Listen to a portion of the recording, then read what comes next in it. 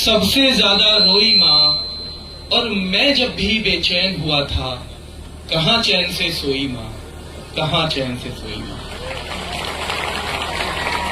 सारी माताओं का बहुत बड़ा संघर्ष है, और माताएं ना खास तौर पे सुबह से शाम तक बिना किसी प्रशंसा के, बिना ये सोचे कि वापस क्या मिलेगा, लगी रहती है, और केवल एक उम्मीद में, ये मेरे बच्चे अगर थोड़े से कामयाब हो जाएंगे ना तो मेरी सारी मेहनत सफल हो जाएगी। शादी हुई, शादी के बाद अपने बारे में शायद साल 2 साल सोच लिया, लेकिन जिस दिन एक बच्चा गोद में आ गया, उसी दिन से उम्मीद बांध लेती है मां, अब तो मेरे सारे दुख कट जाएंगे।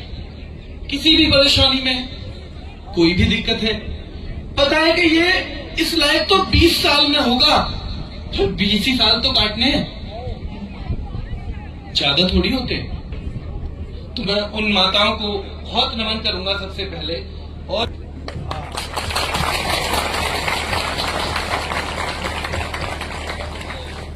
आपने इन बच्चों का निर्माण किया और फिर उन्हें इस लायक बना दिया है, और इस लायक बना के दूसरी माता की सेवा के लिए आप भेज रहे हो। ये आप लोगों के कंधे पे ना बहुत बड़ी जिम्मेदारी है, इतनी बड़ी जिम्मेदारी कि अब आपको अपने परिवार को भी देखना है। ज्यादातर नौकरी हम करते हैं ना केवल अपने परिवार तक सीमित, कमा रहे हैं किसके लिए भाई? अपने परिवार के लिए, बच्चों के लिए, माँ बाप के लिए। ये ऐसा है कि आप जिंदगी भर देश के लिए काम करेंगे, और बहुत मजबूत छाती, बहुत मजबूत सीना चाहिए ऐसा काम करने के लिए कि बच्चे को बड़ा किया और फिर उसे देश को समर्पित कर दिया। तो मैं आपसे बस यही कहूंगा कि आपसे बहुत सारी उम्मीदें आपके परिवार को भी हैं, बहुत सारी उम्मीदें आपके देश को भी हैं, बहुत सारी उम्मीदें आपके अपने लोगों को भी हैं। कोई दोस्त है, कोई रिश्तेदार है, अगर किसी ने कोई कड़वी बात कही हो, भूल जाना।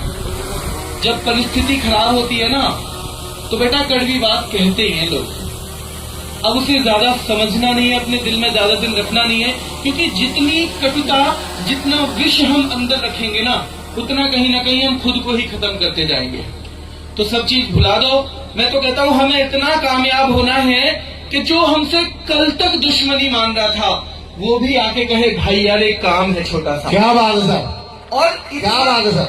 और इतना बड़ा बनना है कि हाँ जी बताओ क्या काम है, अगर मेरे सामर्थ्य में होगा तो मैं तैयार। क्या बात है सर। ये काम हमें करना है, इस तरह का हमें बनना है।